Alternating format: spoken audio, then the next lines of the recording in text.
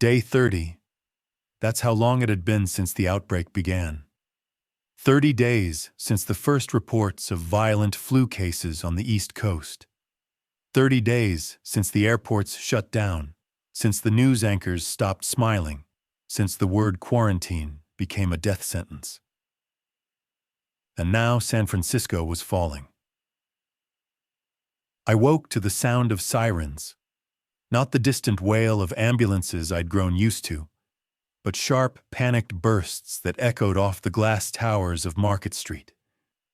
My apartment window rattled with the noise. I stumbled out of bed, heart pounding, and pulled the blinds aside. The city below was chaos. Police cruisers blocked intersections, their red-blue lights flashing against the darkened storefronts. Crowds surged between them, people screaming, shoving, scattering. Somewhere down the block, a car burned, its flames licking the night sky. The air was thick with smoke and the metallic tang of fear. Then the lights went out. One moment, Market Street glowed with neon signs and traffic signals. The next, everything plunged into darkness. The power grid had failed. The city's heartbeat stopped. I froze, staring at the sudden void. The only light came from the fires and the strobing police sirens. In that instant, San Francisco felt less like a city and more like a grave. Gunfire cracked below, sharp, deafening. I flinched, pressing against the glass. A police barricade had collapsed under the weight of the infected. I saw them, shadows lurching forward, their movements jerky, their moans rising above the screams. Officers fired into the crowd, their radios spitting static. "Unit 12, we're overrun. Repeat, Market and 5th. The transmission cut off in a burst of static. I backed away from the window, my chest tight. My father's voice echoed in my head, a memory from years ago. Quiet keeps you alive. Stillness keeps you safe. But there was no quiet now. No stillness. Only chaos. I grabbed my backpack from the corner of the room. Inside, a half-empty water bottle, a flashlight, 3 protein bars, and the revolver I'd taken from an abandoned patrol car 2 weeks earlier. 6 bullets. That was all. The building shook as something slammed into the front doors below. Shouts echoed up the stairwell. My neighbors were panicking, their footsteps pounding the halls. Someone screamed, a high, desperate sound that cut off too quickly. I flicked off the flashlight, crouching in the dark. My breath came fast, ragged. I could hear them now, the infected, clawing at the lobby doors, their guttural moans rising like a tide. I thought about staying, barricading the apartment, waiting it out. But the blackout changed everything. Without power, the city was blind. No lights, no alarms, no defenses. The infected would own the night. I slung the backpack over my shoulder and moved toward the fire escape. The metal rungs groaned under my weight as I climbed down, the cold air biting my skin. From the alley, I could see Market Street more clearly. Fires burned in clusters, casting long shadows across the pavement. The infected swarmed like ants, their bodies jerking, their eyes clouded. A police officer stumbled into view, his uniform torn, his radio dangling from his belt. He raised his pistol, firing wildly into the horde. For a moment, I thought he might make it. Then they dragged him down, his screams echoing off the buildings. I pressed myself against the wall, bile rising in my throat. My hands shook around the revolver. I wanted to help him, but I was just a kid with 6 bullets and no training. My father's voice came again. "Don't be a hero. Heroes die first." The officer's screams faded. The infected fed in silence. I slipped into the shadows, moving east toward the ferry building. If there was any chance of escape, it would be by water. The bridges were already choked with fire and wreckage. The bay was the only way out. As I crept through the alleys, the blackout pressed down on me like a weight. Every corner hid danger. Every shadow whispered death. The city I had grown up in, the city of lights, of cable cars and crowded piers, was gone. San Francisco had fallen overnight. And I was still here. The blackout had turned San Francisco into a tomb, but the bridge still stood like a promise. The Golden Gate, red steel against the night sky, its towers rising above the bay like sentinels. If there was any way out of the city, it was across that span. I wasn't the only one who thought so. By dawn, hundreds of survivors had gathered at the base of the bridge. Families clutching children, men dragging suitcases, women carrying backpacks stuffed with whatever they could salvage. The air was thick with smoke and salt, the cries of gulls drowned out by the moans of the infected echoing from the city behind us. The military had set up a checkpoint at the toll plaza. Sandbags, barbed wire, Humvees with mounted guns. Soldiers barked orders, their rifles raised, their faces hidden behind helmets and visors. "Stay in line! Keep moving!" Their voices cracked with exhaustion, but they still clung to procedure. I joined the line, clutching my backpack, the revolver hidden inside. Emily, no, not yet. She wasn't with me then. Back then it was just me, just a kid trying to look older, trying to look like I belonged. The line moved slowly, every step dragging us closer to the bridge. I could see the span stretching out ahead, its cables vanishing into the fog. The bay churned below, dark and endless. On the far side, Marin County waited like another world. But the infected didn't wait. They came from the city, spilling down the highway in a tide of bodies. Their moans rose above the crowd, a sound that froze the blood. Panic rippled through the survivors. People screamed, shoved, tried to push forward. The soldiers shouted, firing into the horde, muzzle flashes lighting the fog. "Hold the line!" one officer roared, his voice breaking. The first infected hit the barricade, slamming into the sandbags, clawing at the wire. Soldiers fired point blank, their rifles rattling. Blood sprayed across the pavement. But for every one that fell, 3 more surged forward. The crowd broke. People screamed, rushing the checkpoint, trampling each other in their desperation. Soldiers tried to hold them back, but the tide was too strong. I was swept forward, my feet barely touching the ground, my body pressed between strangers. The smell of sweat and fear was suffocating. Then the explosion came. A deafening roar shook the bridge, flames erupting from the far span. The shockwave knocked me to the ground, my ears ringing. I looked up and saw fire blooming across the steel, black smoke curling into the sky. The middle of the bridge was gone, collapsed into the bay below. The Golden Gate was broken. Screams filled the air. Survivors stumbled back, their faces pale with horror. Soldiers shouted into radios, their voices frantic. "Command! This is Checkpoint Delta. The span is compromised. Repeat, the span is gone." The infected didn't care. They surged forward, climbing over the barricades, their hands clawing, their teeth snapping. A soldier fell, dragged into the horde, his screams cut short. Another fired until his rifle clicked empty, then swung it like a club until he disappeared beneath the tide. I scrambled to my feet, my chest heaving. The bridge was gone.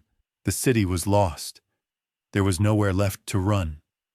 I turned and fled, shoving through the panicked crowd, my heart pounding. Behind me, the Golden Gate burned, its towers glowing red in the firelight. The symbol of San Francisco, the promise of escape, was collapsing into ash. I didn't look back again. After the bridge collapsed, the city scattered like ants from a burning nest. Some ran toward the piers, others into the hills. But I turned east, deeper into the city. The smoke from the Golden Gate still smeared the sky, and the sound of gunfire echoed across the bay. My legs carried me without thought, through alleys and side streets, until the red lanterns of Chinatown appeared through the haze. It was there I found the barricades. The community had fortified itself, sealing off Grant Avenue with steel shutters and overturned delivery trucks. Wooden boards were nailed across storefronts, and the smell of incense mixed with the acrid stench of gasoline. A handful of men stood guard with baseball bats, machetes, and one battered shotgun. Their faces were grim, their eyes hollow, but they stood their ground. When I stumbled into view, one of them raised his weapon. "Stop! Who are you?" I froze, hands raised. "Just me. I'm not bitten." They studied me for a long moment before lowering the barrel. A woman stepped forward, her hair streaked with gray, her voice steady. "Come inside, quickly." They pulled me through the barricade, sealing it behind me with chains and padlocks. Inside, the streets were quieter. Families huddled in doorways, children clutching stuffed animals, elders whispering prayers. The neon signs were dark, but candles flickered in the windows, casting long shadows across the pavement. For the first time since the blackout, I felt something like safety. They gave me water, a stale bun, a place to sit. I listened as they spoke in hurried tones, their words a mix of English and Cantonese. They had been holding out for days, scavenging food from shuttered restaurants, boiling water from rooftop tanks. They had radios too, police scanners crackling with broken transmissions. "Unit 45, Chinatown perimeter holding. Supplies low. Requesting backup." The voice was faint, distorted, but it was proof we weren't alone. That night, I sat with the guards at the barricade. The city beyond was silent, save for the occasional moan drifting through the fog. One of the men, a former shopkeeper named Lee, handed me a flashlight. "Keep it low," he warned. "Light draws them." We spoke in whispers. He told me about the first days, how the infected had swarmed Portsmouth Square, how families had fled into basements, how they had lost more people than they could count. His voice cracked when he mentioned his wife. He didn't say what happened, but I knew. The quiet was almost comforting. Almost. Then the pounding began. It started as a faint thud, like someone knocking on a door. Then it grew louder, heavier, until the steel shutters rattled on their hinges. The infected had found us. Their moans rose, guttural and hungry, echoing down the narrow streets. Children screamed. Mothers pulled them close, whispering prayers.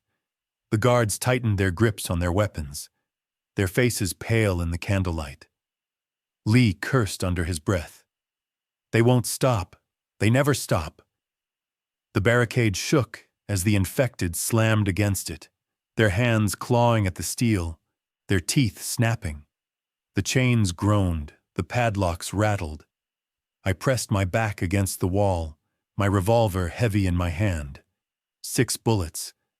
That was all. The pounding grew louder, the shutters buckling inward. Dust rained from the rooftops. The infected moaned in unison, a chorus of hunger that made my skin crawl. The woman with gray hair shouted orders, her voice sharp. "Reinforce the barricade! Bring the barrels!" Men rushed forward, rolling oil drums into place, stacking crates against the doors. The barricade groaned but held, for now. I raised my revolver, my hands trembling. My father's voice echoed in my head. Quiet keeps you alive. Stillness keeps you safe. But there was no quiet now. No stillness. Only the sound of the dead pounding at the gates. The children cried. The elders prayed. The guards braced themselves. And I realized with a cold certainty that Chinatown was not a sanctuary. It was a trap. The barricade would not hold forever. The barricades in Chinatown had held for one night, but I knew they wouldn't hold forever. The pounding on the shutters, the moans in the fog, the way the chains rattled, it was only a matter of time. When word spread that boats were leaving from the ferry building, people started whispering about escape. The bay was the last hope. I left before dawn, slipping through an alley with a small group of survivors. The streets were littered with broken glass and abandoned cars, their alarms long dead. The air smelled of salt and smoke, the fog rolling in thick from the water. Every step echoed too loudly. Every shadow felt alive. When we reached the Embarcadero, the scene was worse than I imagined. Hundreds of people crowded the piers, their voices rising in panic. Families clutched bags, children cried, men shouted at soldiers who stood guard near the docks. The ferry building loomed above us, its clock tower shrouded in fog, its windows shattered. The soldiers were overwhelmed. Their Humvees blocked the street, their rifles raised, but the crowd pressed closer, desperate. "One at a time! Boats are at capacity!" one of them shouted, his voice cracking. But no one listened. I pushed through the throng, my backpack tight against my chest. The smell of sweat and fear was suffocating. People shoved, clawed, screamed. A woman fell, her child ripped from her arms by the tide of bodies. I tried to help her, but the crowd swallowed her whole. At the pier, a ferry rocked against the dock, its deck already packed with survivors. The soldiers shouted for order, but the mob surged forward, spilling onto the gangway. The boat groaned under the weight, its hull dipping dangerously low. Gunfire cracked. Soldiers fired into the air, trying to scatter the crowd, but panic had taken hold. People trampled each other, their screams rising above the gulls. The gangway buckled, the ferry tilting as more bodies pressed aboard. Then the infected came.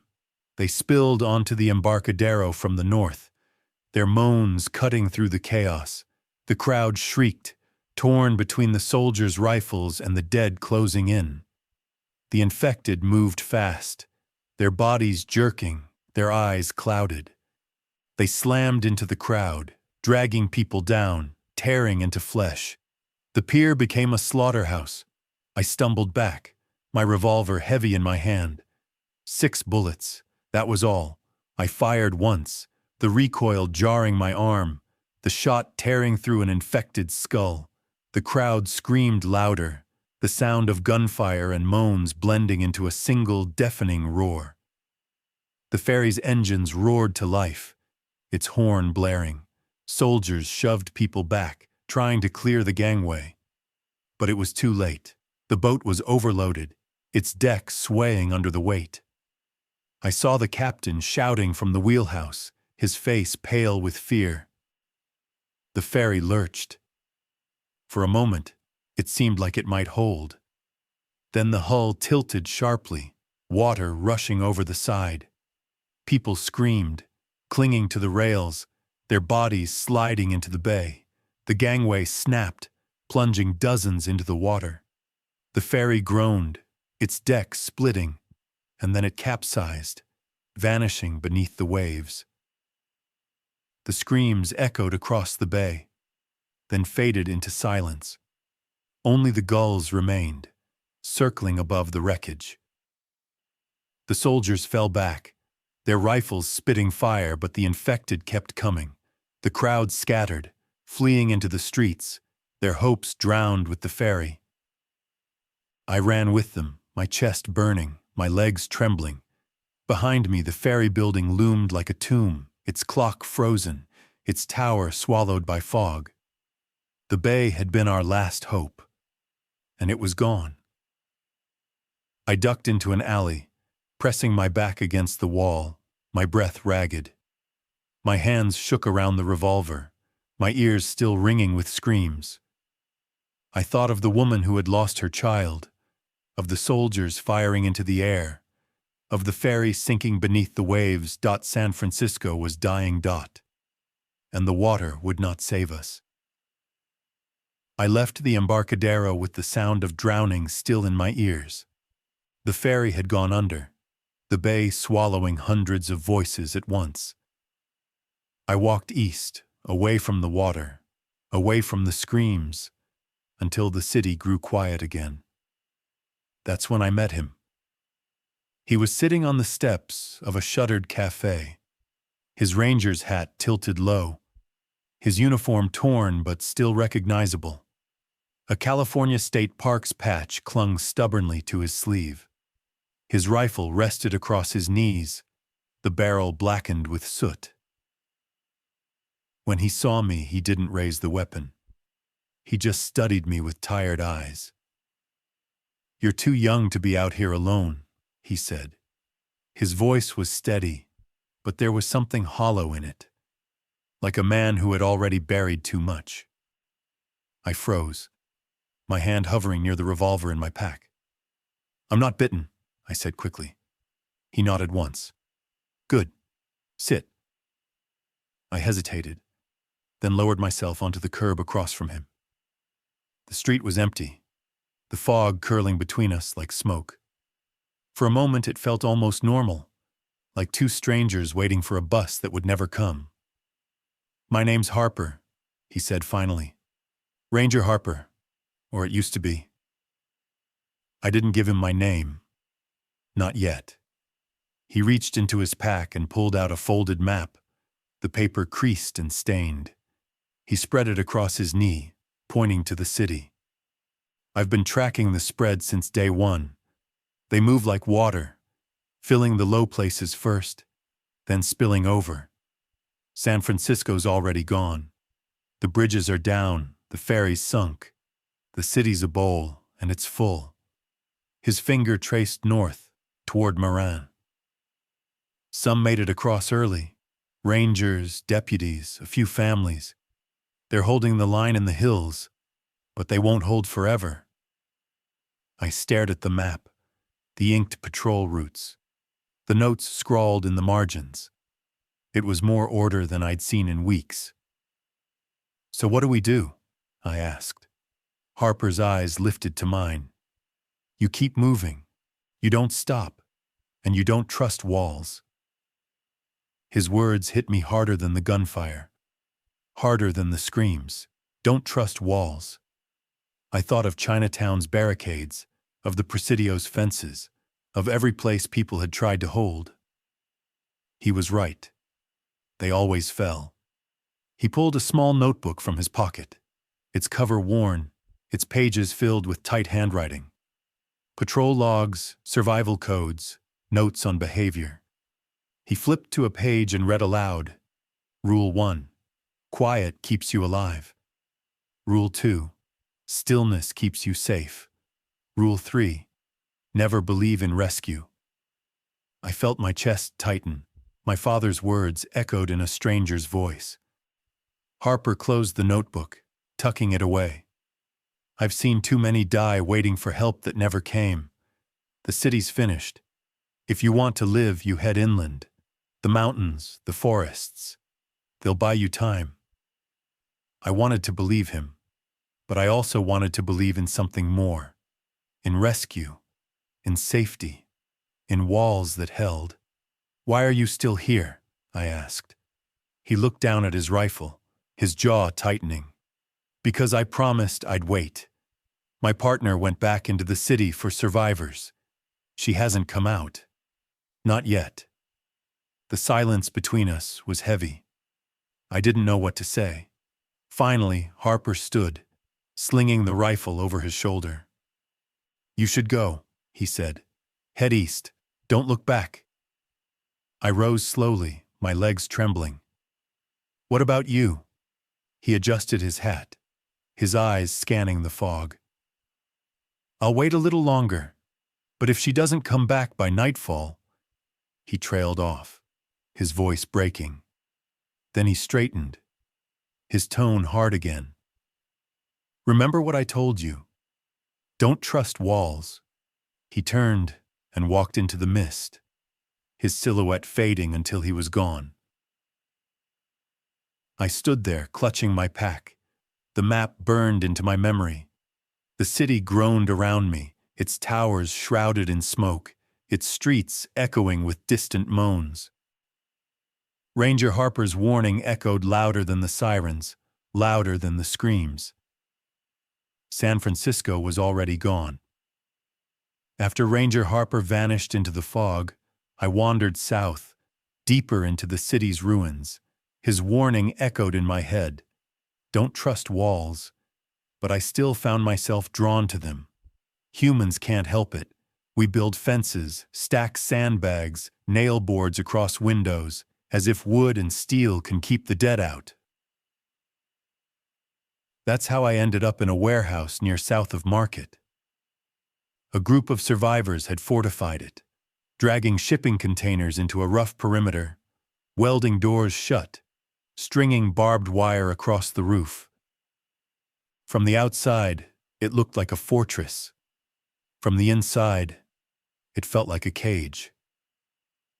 There were maybe 30 of us, families, loners, a few ex-cops who had taken charge. They wore their uniforms like armor, even though the badges meant nothing now. They barked orders, rationed food, and kept their pistols close. At first I thought it was safety. They gave me a cot in the corner, a bowl of canned beans, a place by the fire barrel. I listened as they argued in low voices, their words sharp. Supplies were running low. The last scavenging run had come back empty. The infected were pressing closer every night. Tension hung in the air like smoke. One evening, the leader, a broad-shouldered sergeant named Doyle, stood before us, his voice booming. "We've got enough food for 2 weeks if we stretch it, but that means strict rations, no exceptions." Murmurs rippled through the crowd. A mother clutched her child tighter. An old man shook his head. Doyle's deputies glared at anyone who spoke too loudly. That night, I lay awake listening to the whispers.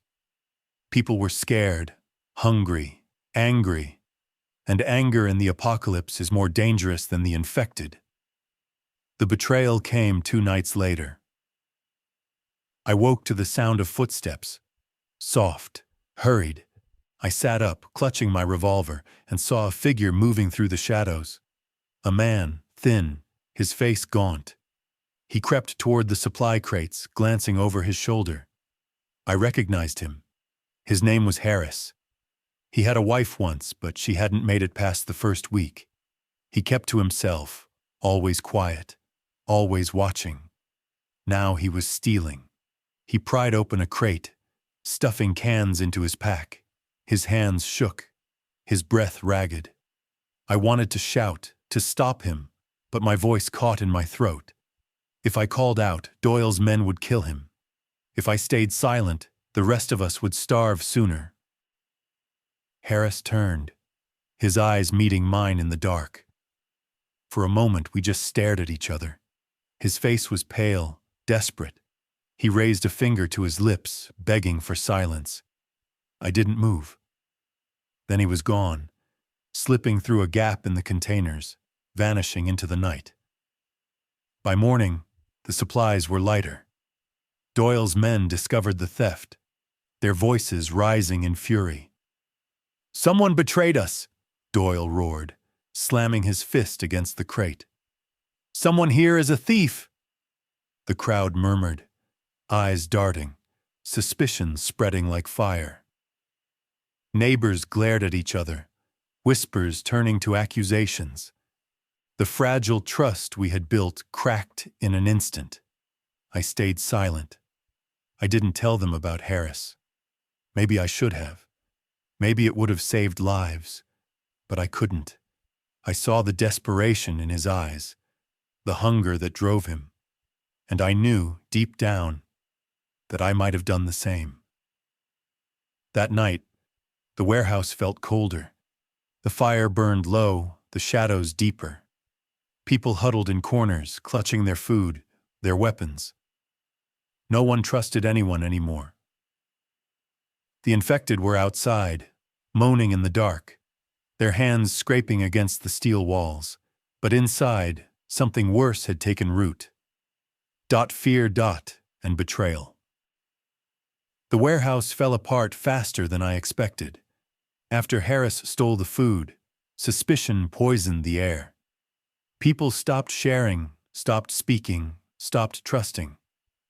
By the third night, the infected pressed too close, and the barricades buckled. I slipped out before dawn, following the sound of gunfire rolling across the city like thunder. That's how I found the Presidio. The old military base sat on the northern edge of San Francisco, its barracks and parade grounds overlooking the bay. Once it had been a museum, a park, a place for tourists. Now it was a fortress again. Sandbags lined the gates, Humvees blocked the roads, and soldiers patrolled the perimeter with rifles at the ready. Floodlights cut through the fog, their beams sweeping across the grass. For the first time in weeks, I saw order. A soldier stopped me at the gate, his rifle raised. "Hands up!" I froze, lifting my arms. "I'm not bitten," I said, my voice shaking. He studied me, then lowered the weapon slightly. "Kid, you're lucky you made it this far. Get inside." They pulled me through the checkpoint, past the barricades, into the heart of the base. Inside, the Presidio buzzed with life. Civilians huddled in tents. Children clung to their parents. Medics treated the wounded in makeshift clinics. Soldiers barked orders, their boots striking the pavement in unison. For a moment, I let myself believe. They gave me water, a blanket, a place near the fire barrels. I listened as the officers spoke, their voices clipped, precise. "Sector 3 is compromised. Reinforce the perimeter. No civilians beyond the fence." The rules were clear. Civilians stayed inside. Soldiers fought outside. Anyone who broke the rules was punished. That night, I sat near the fire, watching the soldiers march. Their uniforms were torn, their faces pale, but they moved with discipline. They spoke in codes, their radios crackling with call signs. "Alpha 1, perimeter clear. Bravo 2, holding position." It was the language of authority, of control. But beneath it, I saw the cracks. The rations were thin, the supplies dwindling. The soldiers whispered about convoys that never returned, about commanders who had gone silent. The fences were strong, but not unbreakable, and every night the infected tested them, their moans drifting through the fog, their hands clawing at the wire.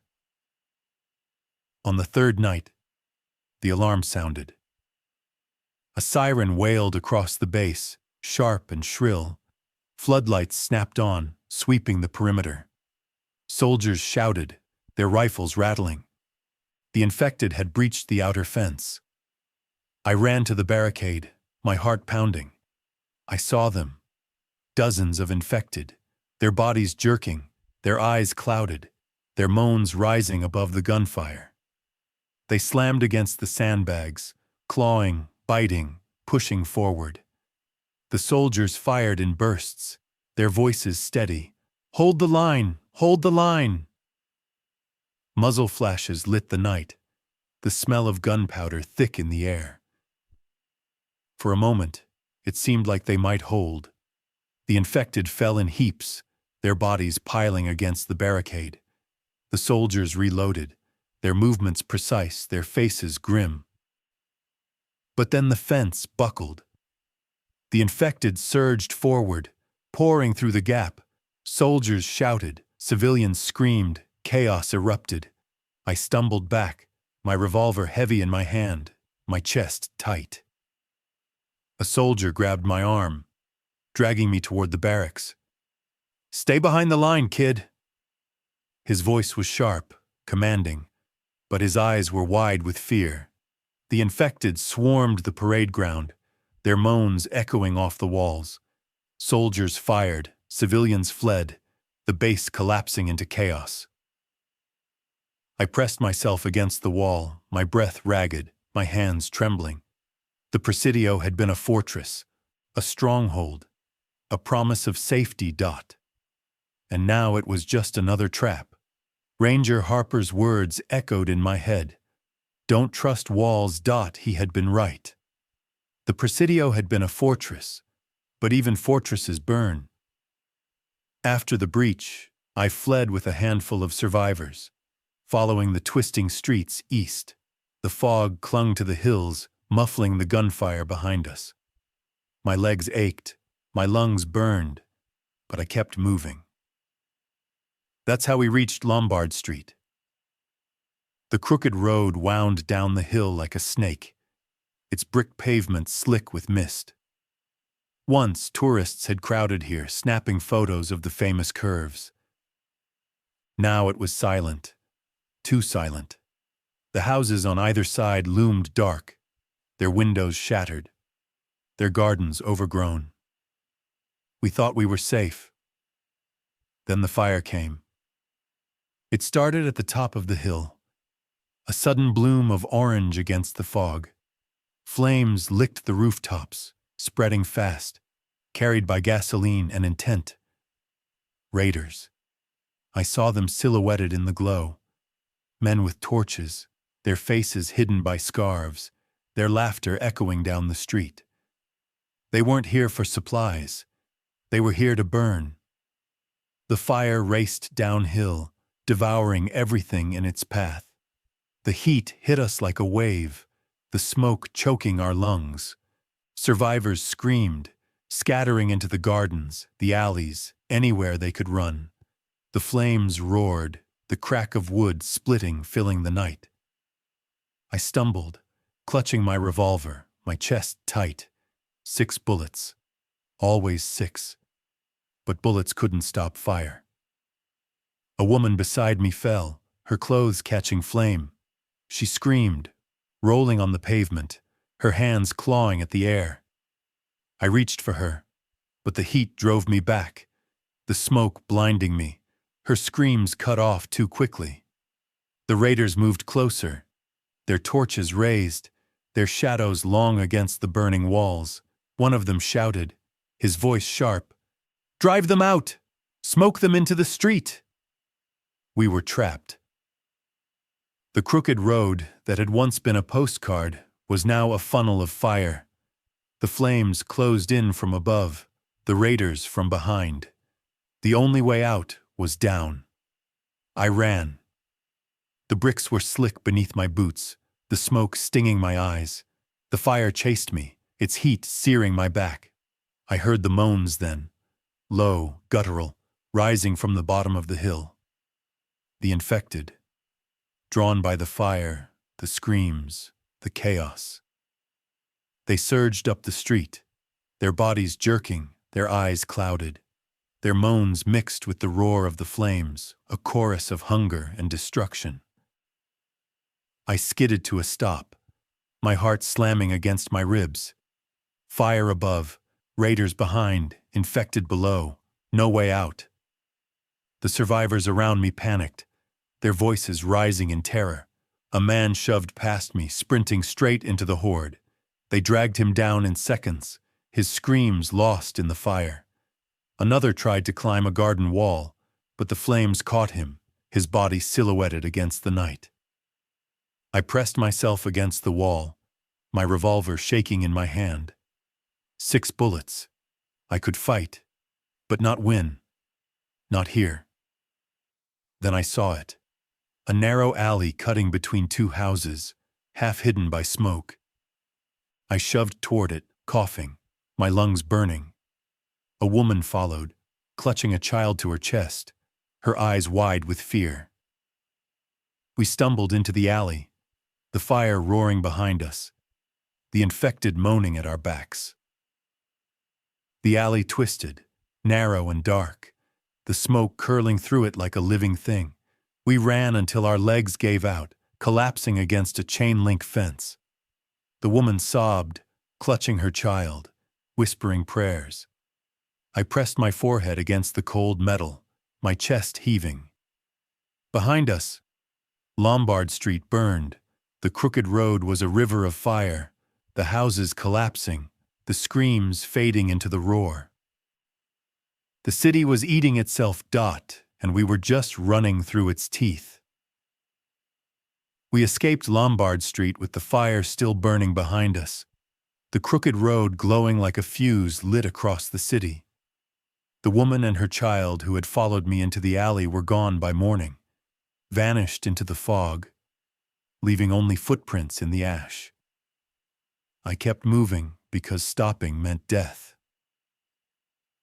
That's when I met the sheriff. It happened near the marina, where the streets opened wide and the bay wind cut sharp through the smoke. A convoy of trucks rolled in from the north, their engines rumbling, their headlights cutting through the haze. Men in brown uniforms rode in the beds, rifles slung across their shoulders. At the front, a black and white patrol car with a cracked windshield and a sheriff's star still painted on the door. The convoy stopped in the middle of the street. The man who stepped out of the car was tall, broad-shouldered, his badge glinting in the firelight. His hat was pulled low, his jaw set hard. Sheriff Dalton, Marin County. He looked at us, at the ragged survivors who had gathered in the street, drawn by the sound of engines. His voice carried like a hammer striking steel. Listen up. San Francisco is finished. The bridges are gone, the ferries sunk, the presidio overrun. You've got two choices. Come north with us, or stay here and die. The crowd murmured, shifting uneasily. Some clutched their children, others their weapons. A man shouted back, his voice hoarse. Why should we trust you? You're just another uniform with promises. Dalton's eyes narrowed. He raised his shotgun, the barrel gleaming. Because I'm the last law you've got. And law's the only thing keeping this world from tearing itself apart. His deputies fanned out, their rifles raised, their boots striking the pavement in unison. They moved with precision, their faces hard. Authority radiated from them like heat. Dalton continued, his voice steady. We've secured Marin. We've got food, water, shelter. But we don't take everyone. We take the strong, the useful.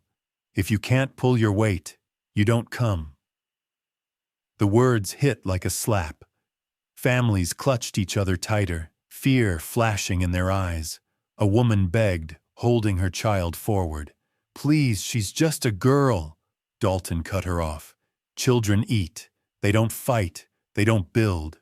We don't have room for dead weight. The crowd erupted, voices rising in anger. You can't do this! We're all that's left. You're no better than the raiders. Dalton didn't flinch. He raised his shotgun and fired into the air. The blast echoed off the buildings, silencing the crowd. Smoke curled from the barrel as he lowered it again. Order or chaos, he said coldly. That's the choice, and I won't let chaos win. Then it happened. A man broke from the crowd, lunging toward the supply truck. His hands clawed at the crates, desperation etched into his face. One of Dalton's deputies stepped forward, his rifle snapping up. A single shot rang out. The man dropped, blood pooling on the pavement. The crowd screamed, stumbling back, their faces pale with horror.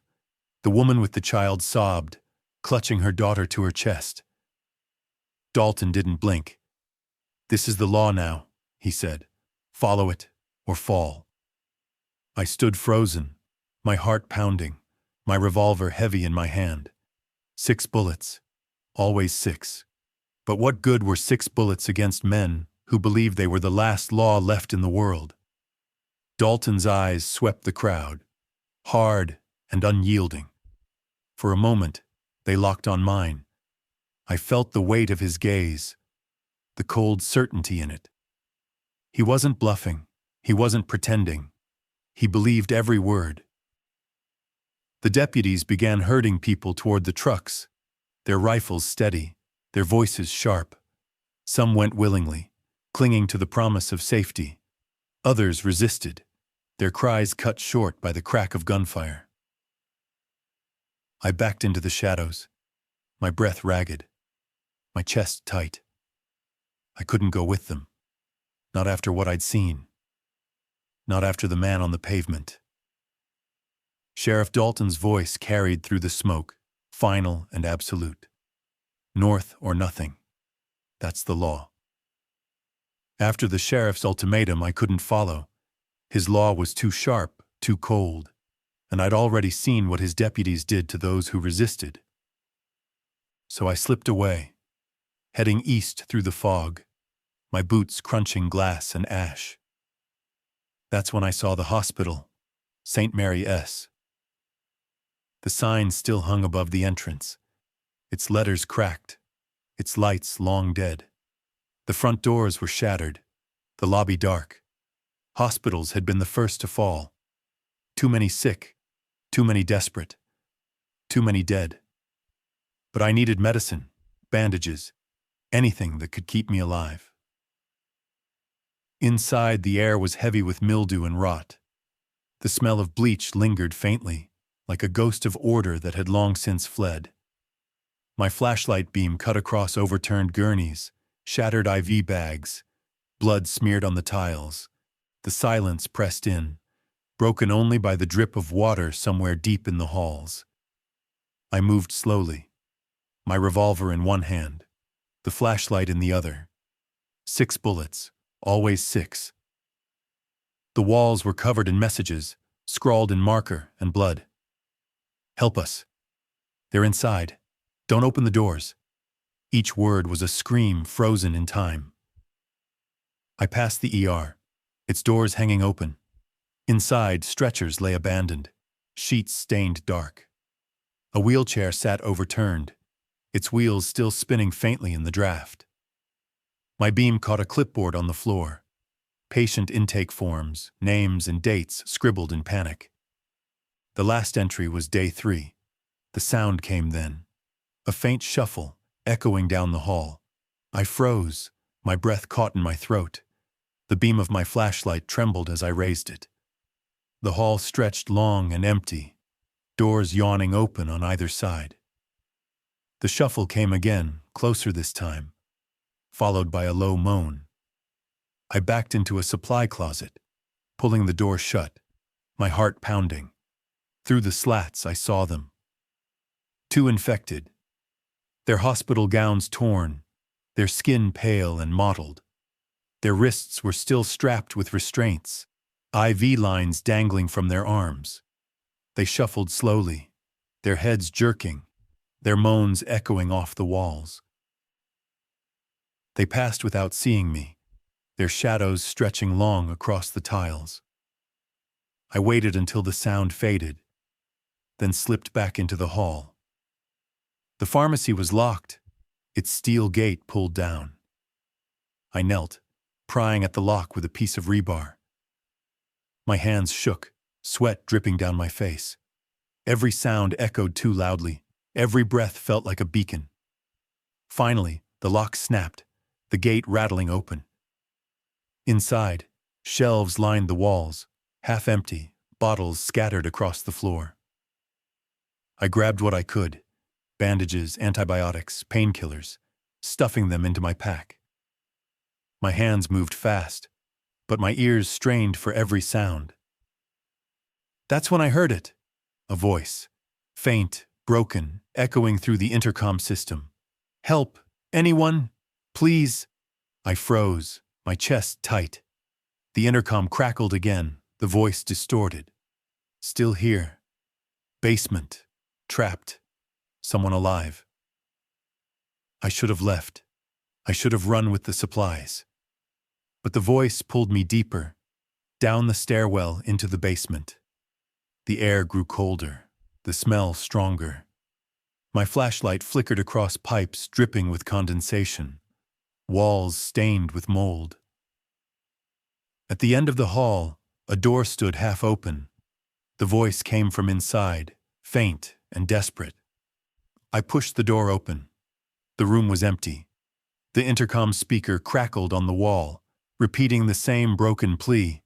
Help! Anyone! Please! A recording, a loop, and then I heard the moan. From the shadows, they came. Dozens of them, their hospital gowns dragging, their restraints clattering. Their eyes glowed faintly in the beam of my light, their moans rising in unison. It had been a trap. I stumbled back, my revolver shaking in my hand. 6 bullets, always 6. The moans filled the basement, echoing off the walls, growing louder, closer. The hospital wasn't a sanctuary dot. It was an echo chamber of the dead. After the hospital, I needed air. The stink of mildew and blood clung to me, the echoes of moans still rattling in my skull. I climbed until the streets opened wide, until the fog thinned enough to reveal the silhouette of Sutro Tower stabbing into the sky. 3 red spires, steel bones rising above the city. Once it had carried television and radio across the bay. Now it was just another skeleton. But I thought, if anything could push my voice beyond the ruins, it would be that tower. The climb was brutal. The hill was steep, the fog thick, the silence broken only by the crunch of glass under my boots. The city sprawled below, a graveyard of lights long extinguished. Fires still smoldered in the distance, the Golden Gate a black scar against the bay. At the base of the tower, the gate hung open, its chain-link fence torn. The control building was dark, its windows shattered, its walls tagged with desperate messages. We tried. No signal. God forgive us. Inside, the equipment was gutted. Panels ripped open, wires dangling like entrails. But the tower still hummed faintly, a low vibration that thrummed through the floor. I found a console half intact, its dials cracked but functional. A microphone lay on the desk, its cord frayed but still connected. I sat down, my hands trembling. The revolver lay beside me, 6 bullets gleaming in the dim light. I pressed the button, the red bulb flickering weakly. This is... My voice cracked. I swallowed hard. This is day 30. San Francisco has fallen. The bridges are gone. The ferries sunk. The presidio overrun. If anyone can hear me, we're still here. The words echoed in the empty room, swallowed by static. I tried again, my voice steadier. My name doesn't matter. What matters is this. We lived. We fought. We're still fighting. If you're out there, if you can hear me, you're not alone. The static hissed, sharp and endless. I leaned closer, my chest tight. I don't know how much longer the city will hold. Raiders are burning the streets. The infected are everywhere. But if you're listening, if anyone is listening, please answer. I let go of the button. The silence pressed in, heavy and suffocating. For a moment I thought it was hopeless. Just another voice lost in the void. Then the static shifted. A faint crackle, a distortion, like a whisper buried in the noise. I froze. My breath caught in my throat. The sound grew louder, the static bending, breaking. Lo, anyone? My heart slammed against my ribs. A voice. Faint, broken, but real. I grabbed the microphone, my hands shaking. Yes, I hear you. This is San Francisco, day 30. Please say again. The static roared, swallowing the words. Then faintly, not alone, hold, north. The signal cut, the hiss returning, sharp and merciless. I slammed the button again, shouting into the void. Repeat, please repeat. Where are you? Who are you? Nothing, just static. I sat back, my chest heaving, my hands trembling. The voice had been real. I wasn't imagining it. Someone was out there, north, holding. For the first time in weeks, I felt something I hadn't dared to feel. Hope. But hope is dangerous. Hope makes you reckless. Hope makes you believe in walls, in rescue, in promises that crumble. Ranger Harper's warning echoed in my head. Don't trust walls. Don't believe in rescue. And yet, the voice lingered. Not alone. Hold. North. I packed the supplies, slung the revolver at my side, and stepped back into the fog. The tower loomed above me, its red lights blinking faintly against the night. The city was still burning. The dead were still moaning. The sheriff's law still cut sharp. But somewhere beyond the ruins, someone was alive, and they were waiting. The voice from Sutro Tower still echoed in my head. Not alone. Hold. North. It was the first spark of hope I'd felt in weeks, but hope makes you reckless. It makes you believe in things you shouldn't. That's how I ended up at Twin Peaks. The fog was thick that night, rolling over the hills like a tide. The city stretched below, a graveyard of lights swallowed by smoke. Survivors had gathered there, drawn by the promise of high ground, of safety. I joined them, my revolver heavy at my side, my pack digging into my shoulders. Sheriff Dalton was there too. His convoy had made it up the winding road, his deputies fanning out with rifles raised, their headlights cut through the mist, their engines rumbling low. Dalton stood tall, his badge glinting faintly, his voice carrying sharp through the fog. North is the only way, he said. We move at dawn. Anyone who slows us down stays behind. The crowd murmured, fear and anger mixing in their voices. Families clutched each other. Loners shifted uneasily. I stayed near the edge, watching, listening. That's when the shots rang out. Sharp cracks, echoing through the fog. The crowd screamed, scattering.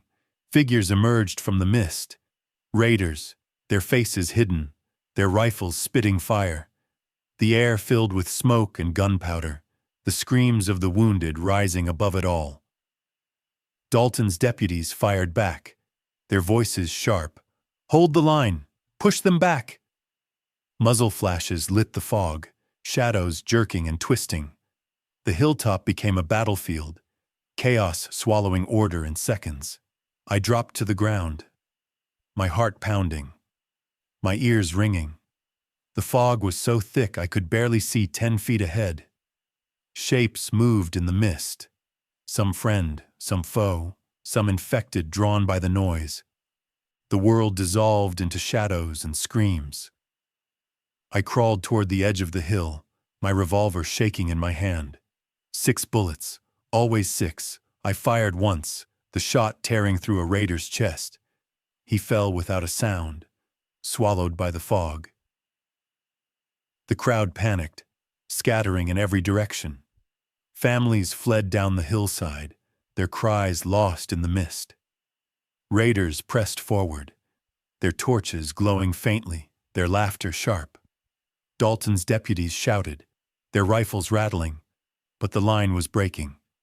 Then I saw him, Sheriff Dalton, standing tall in the chaos, his shotgun raised. For a moment, I thought he would hold. His voice cut through the fog, steady and cold. Stand your ground, don't give an inch. But then, he was gone. One moment he was there. The next the fog swallowed him. His deputies shouted his name, their voices frantic. "Sheriff! Sheriff!" But there was no answer. The line collapsed.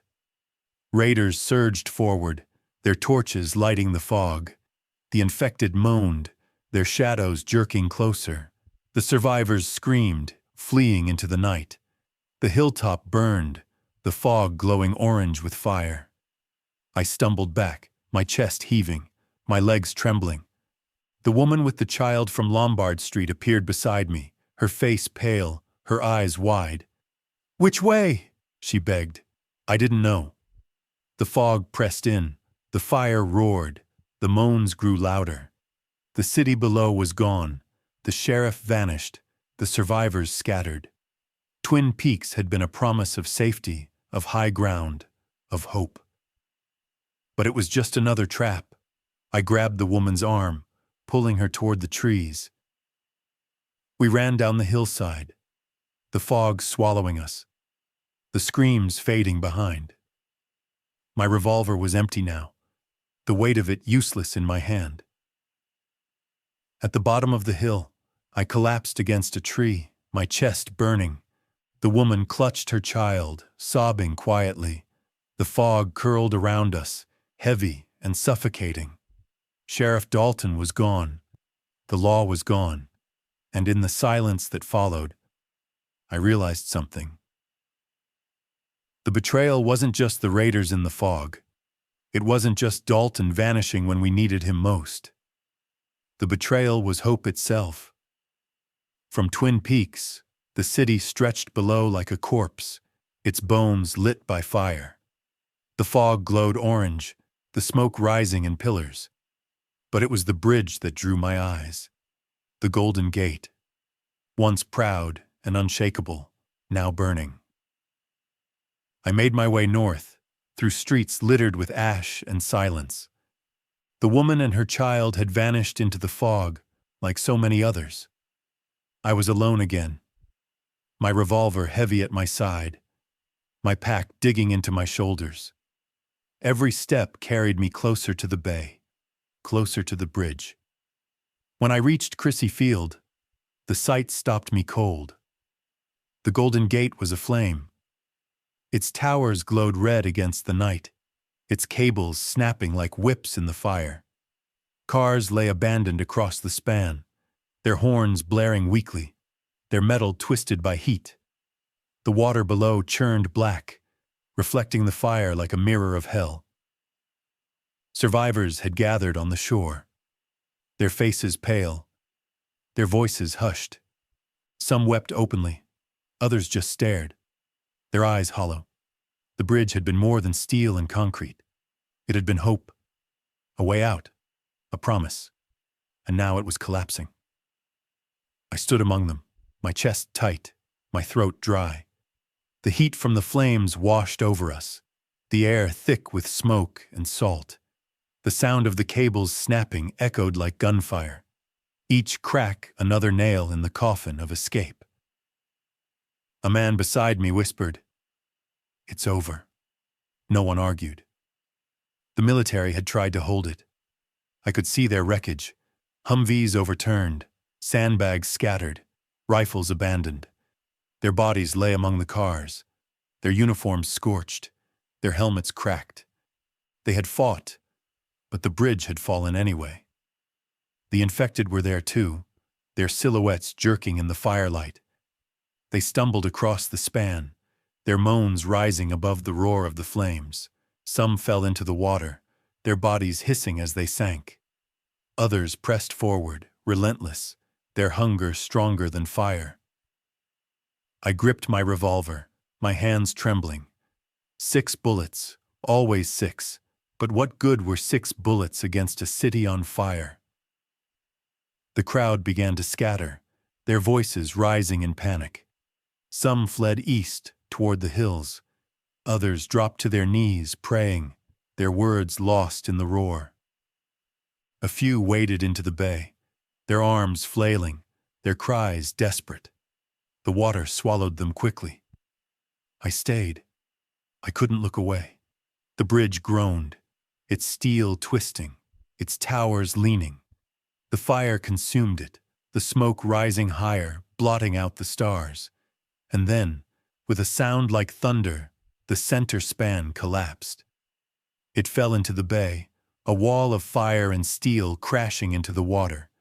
Waves surged outward, slamming against the shore, drenching the survivors in salt and ash. The sound echoed across the city, a final death knell. The Golden Gate was gone. The crowd wailed, their voices breaking. Some clung to each other, others fled into the night. I stood frozen, my chest heaving, my eyes burning. The bridge had been the last symbol of escape, the last thread of hope. And now it was ash. I thought of Ranger Harper, his warning, "Don't trust walls." He had been right. The bridge had been a wall too, a promise of safety, of escape, and like every wall, it had fallen.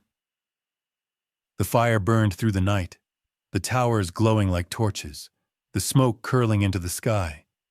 The city was sealed now, cut off. Trapped. San Francisco was no longer a city dot. It was a grave dot, and I was still inside it. The Golden Gate was gone. The city was sealed, burning behind me, its towers glowing like funeral pyres. There was only one way left, east. I followed the signs for Interstate 80, the road that once carried commuters and tourists out of San Francisco. Now it was a graveyard. The highway was choked with cars, bumper to bumper, stretching as far as I could see. Doors hung open, windshields shattered, trunks stuffed with belongings that would never reach their destination.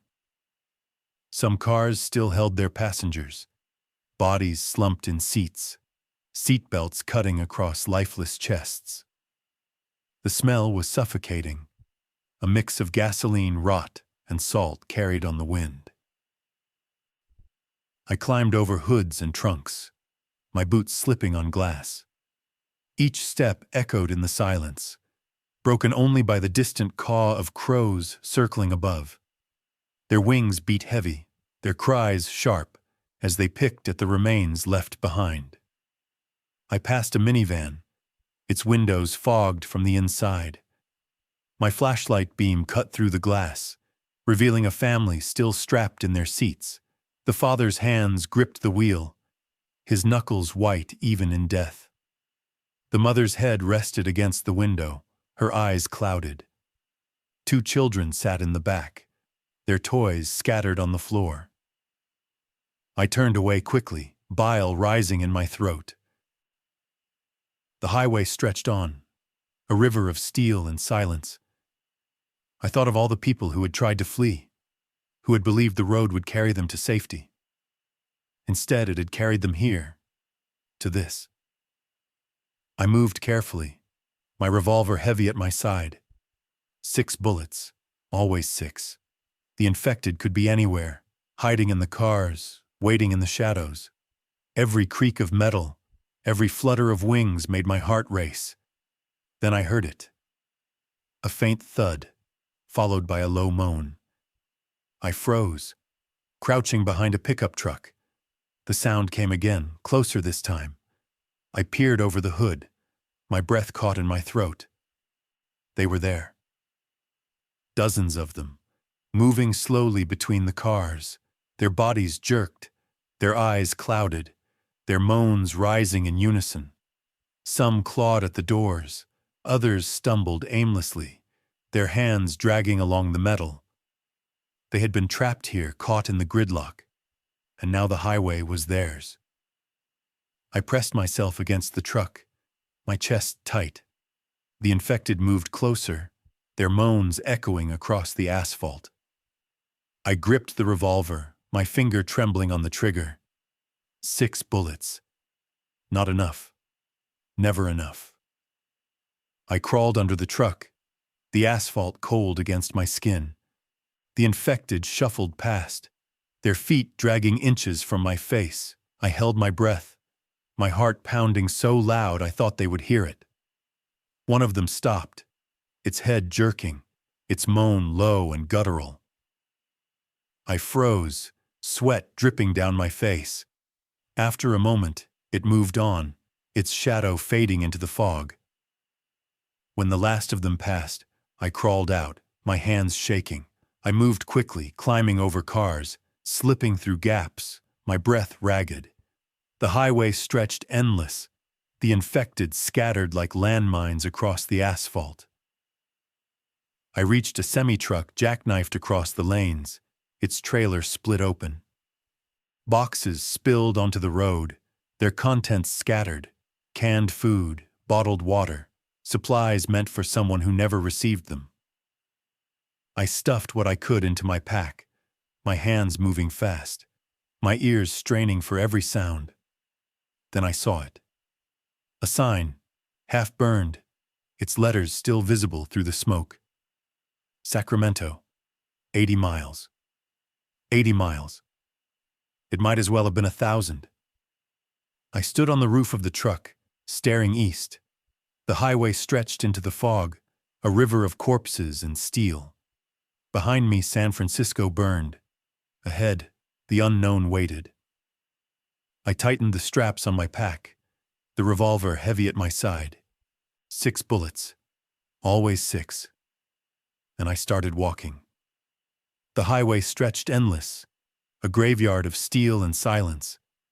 I had walked for hours, the fog curling low, the crows circling above. My pack was heavier now, with scavenged cans and bottles, but my legs felt hollow, my chest tight. Sacramento was still miles away, the sign mocking me with its promise. That's when I heard the engines. Low at first, a distant growl carried on the wind.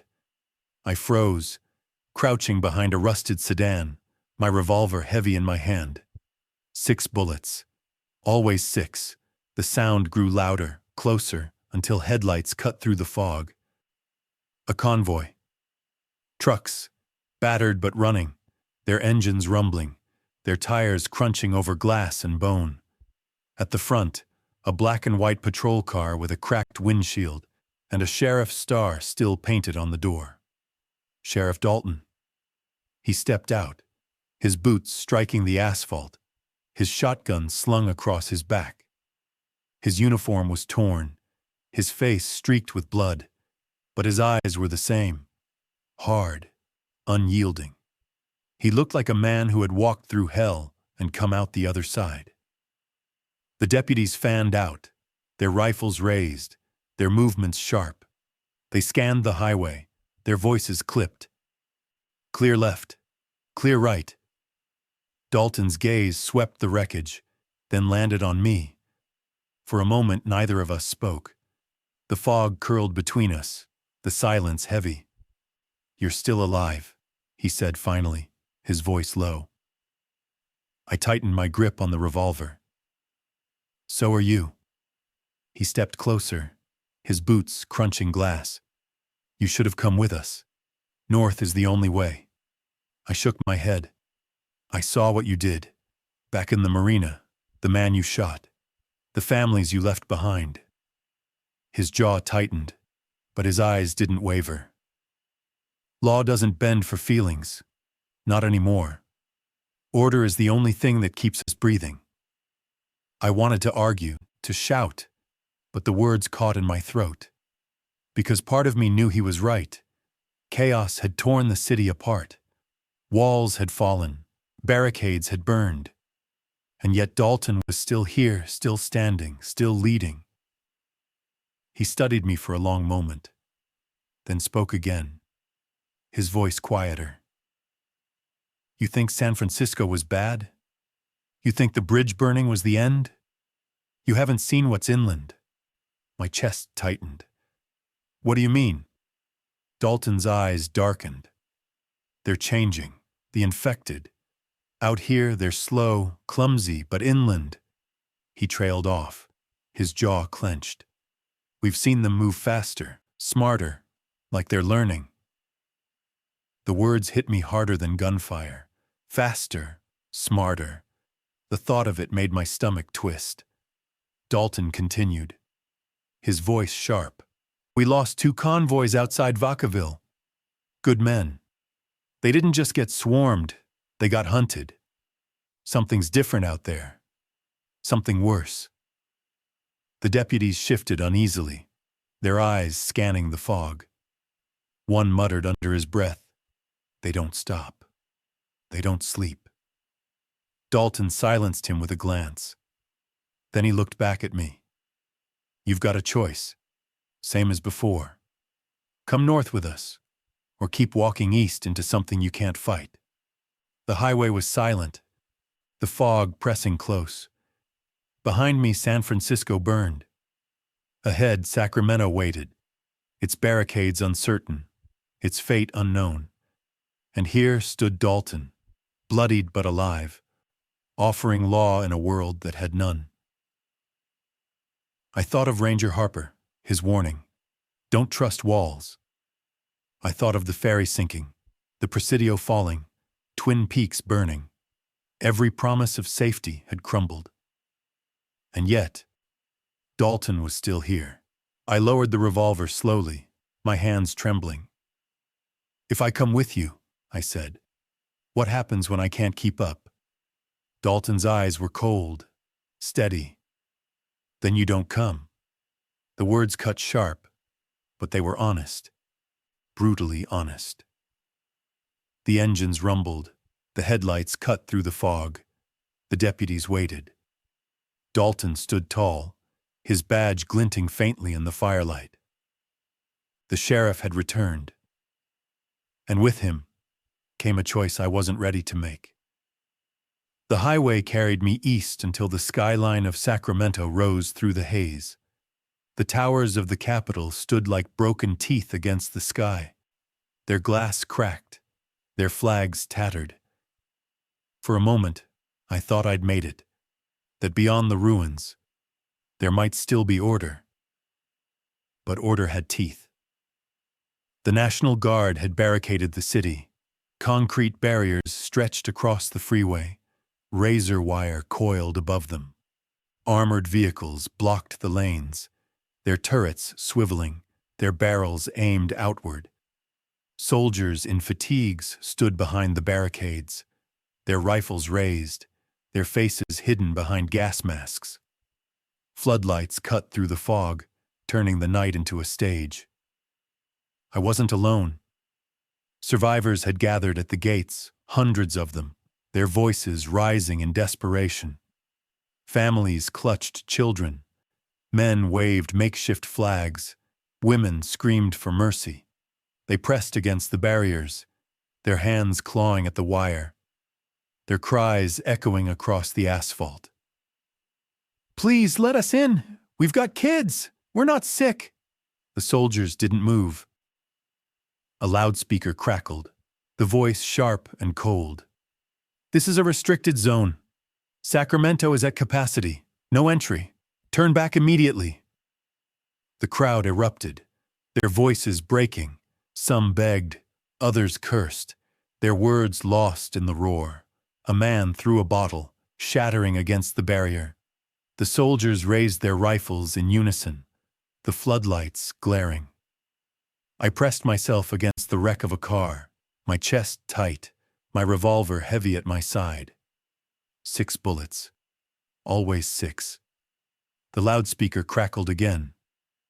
"Turn back or we will open fire." The crowd didn't move. They couldn't. Behind us, the infected moaned, their shadows jerking closer through the fog.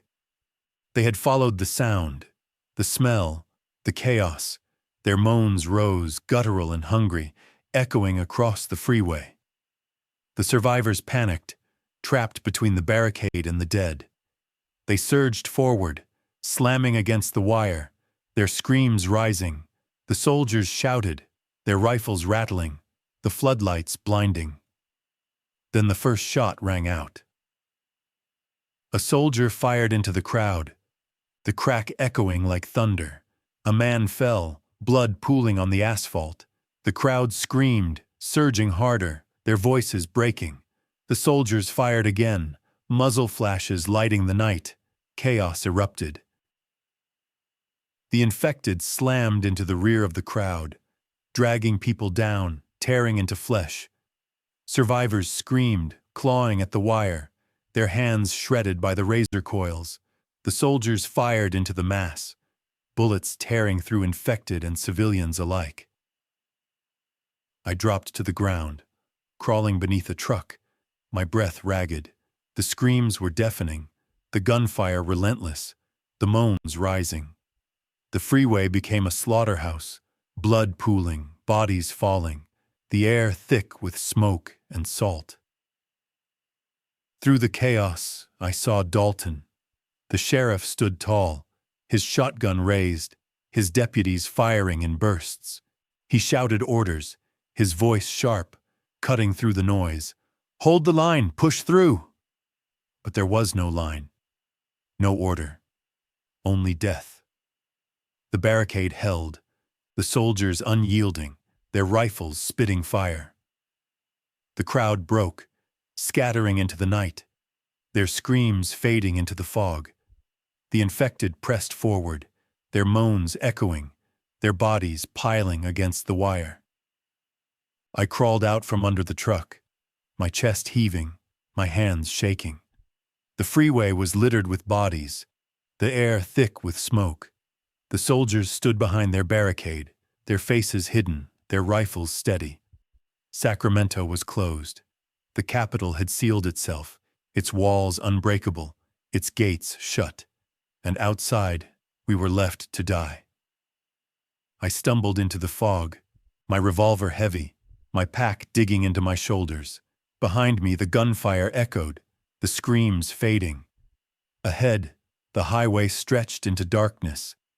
The unknown waiting dot Sacramento had been the last promised dot, and it was gone. After Sacramento turned us away in blood and gunfire, the survivors scattered like leaves in the wind. I followed the sheriff's convoy north for a time, but the weight of his law pressed too heavy on me. His deputies barked orders, their rifles always raised, their eyes always watching. I slipped away in the night, following the broken road east until the fog thinned and the sound of engines faded. That's when I found the airfield. It lay just beyond the city's edge, a forgotten strip of cracked asphalt surrounded by chain-link fence. The sign at the gate was rusted, its letters faded, Executive Air Park. The control tower leaned against the sky, its windows shattered, its stairs half-collapsed. Hangars stood silent, their doors yawning open, their insides dark. I pushed through the gate, my boots crunching gravel, my revolver heavy at my side. 6 bullets, always 6. The air smelled of oil and dust. The silence broken only by the creak of metal in the wind. Inside the first hangar I found them. Planes. Small single-engine craft. Their wings coated in dust. Their tires flat. Some were stripped for parts. Their panels torn away. Their cockpits gutted. But one still looked whole. Its paint was chipped, its propeller bent, but the fuselage was intact. For a moment, I let myself imagine it. The engine roaring to life, the wheels lifting from the cracked runway, the city shrinking below. Escape, freedom, the sky as sanctuary. But dreams are dangerous. I climbed into the cockpit, my hands trembling. The controls were foreign, the dials cracked, the switches stiff. I had never flown a plane. I didn't even know where to begin. The manuals were gone, the fuel tanks dry. The dream crumbled as quickly as it came. That's when I heard the voices, faint at first, drifting through the hangar. Survivors.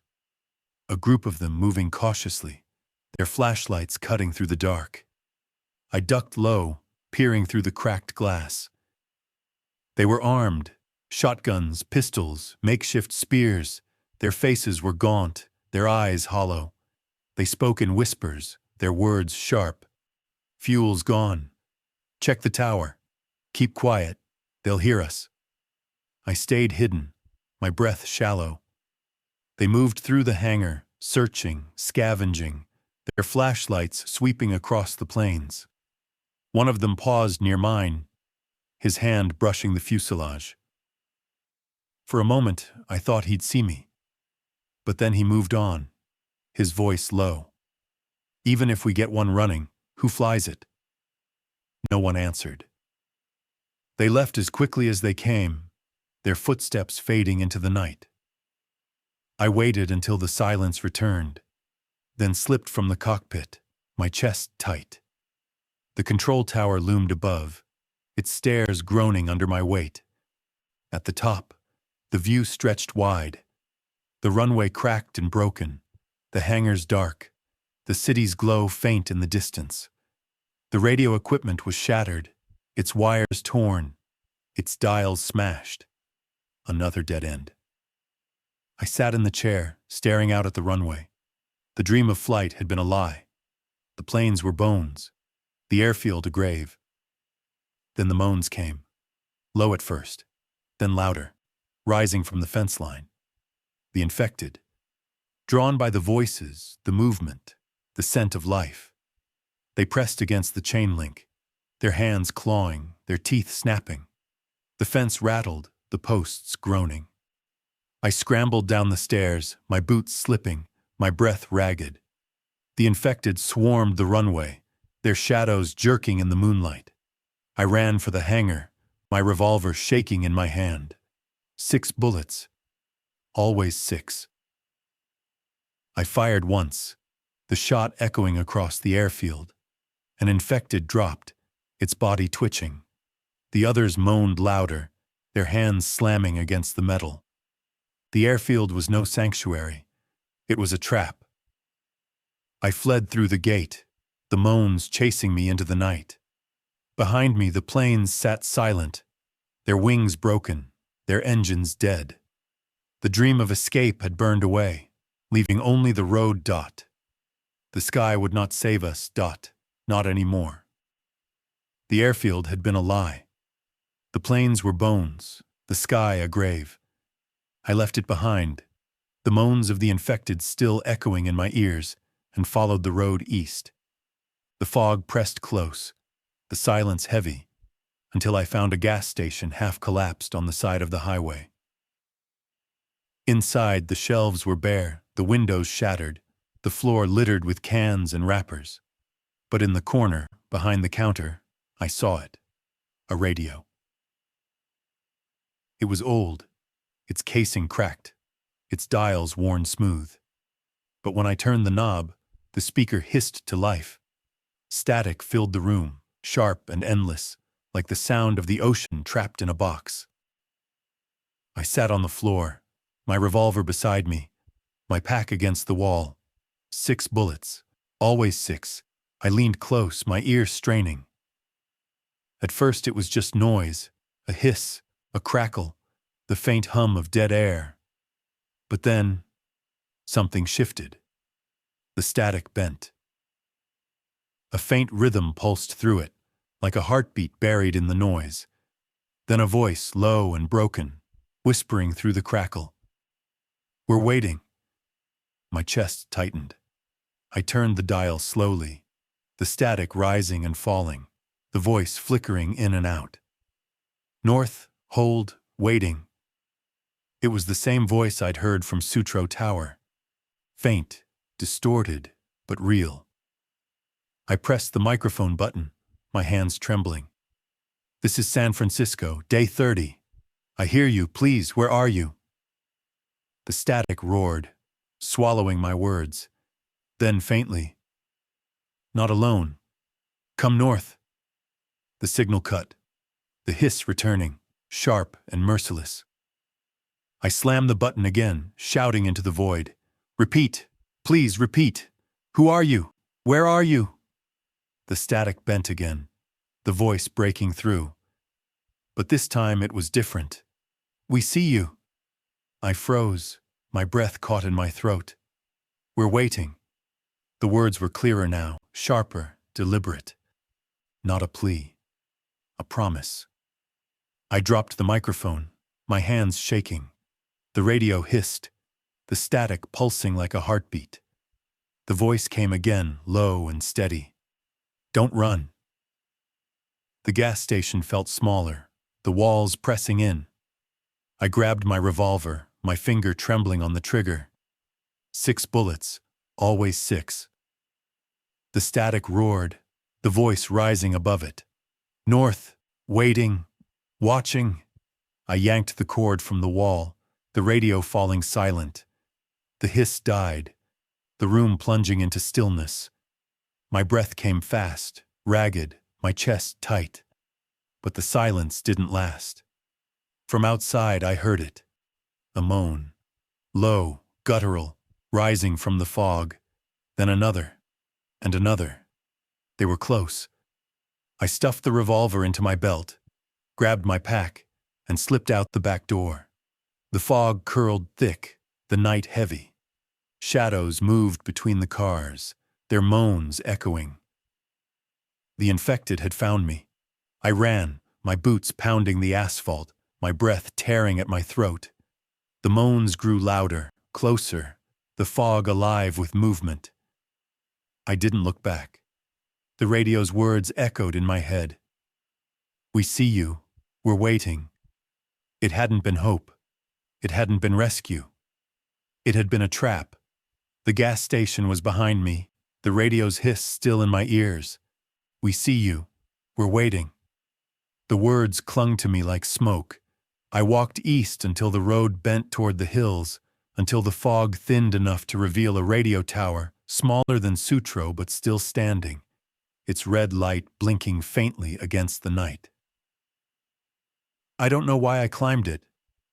Maybe because I needed to believe my voice could still matter. Maybe because silence was worse than death. The ladder groaned under my weight. The steel cold against my hands. The city stretched behind me, a smear of fire on the horizon. Ahead, the dark hills rolled endless, the highway a vein of broken glass. I climbed until the wind cut sharp, until the ground was a blur beneath me. At the top, the shack was half collapsed, its equipment rusted, its windows shattered. But the console still hummed faintly, a low vibration that thrummed through the floor. I sat in the chair, my revolver beside me. 6 bullets. Always 6. I pressed the button, the red bulb flickering weakly. This is day 31, I said, my voice cracking.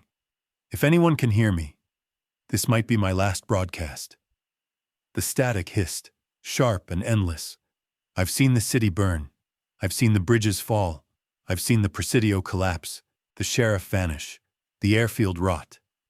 I've seen hope turn to ash. But I'm still here, still breathing, still fighting. The wind howled through the broken glass, the static roaring in my ears. If you're out there, if anyone is out there, you're not alone. I don't know how much longer I can keep moving. I don't know if there's anywhere left to go. But I need you to know this. We lived. We fought. We didn't go quietly. I let go of the button, the silence pressing in. For a moment I thought it was over. Just another voice lost in the void. Then the static shifted. We hear you. My chest tightened. The voice was faint, broken, but real. Keep talking. I pressed the button again, my hands trembling. Who are you? Where are you? The static roared, the voice flickering in and out. North, waiting, watching. The words cut sharp, deliberate. Not a plea, not a promise, a warning. I dropped the microphone, my breath ragged. The static pulsed like a heartbeat, the voice rising again. Don't stop, we're coming. The wind howled, the tower groaned, the static hissed. I grabbed the revolver, my finger trembling on the trigger. 6 bullets, always 6. The voice grew louder, clearer, filling the shack. We see you. We're close. I stumbled back, my chest heaving, my eyes wide. The static roared, the voice breaking into laughter, low, guttural, endless. I pressed the button one last time, my voice shaking. If anyone else can hear this, don't come here. Don't follow the signal. It's not rescue. It's not hope. It's them. The laughter rose, echoing through the static, filling the night. I dropped the microphone, the red bulb flickering, the console humming. The wind tore through the shack, the tower swaying. I sat in the chair, the revolver heavy in my hand, the static roaring in my ears. 6 bullets, always 6. The voice whispered one last time, low and steady. We're here. And then the signal died.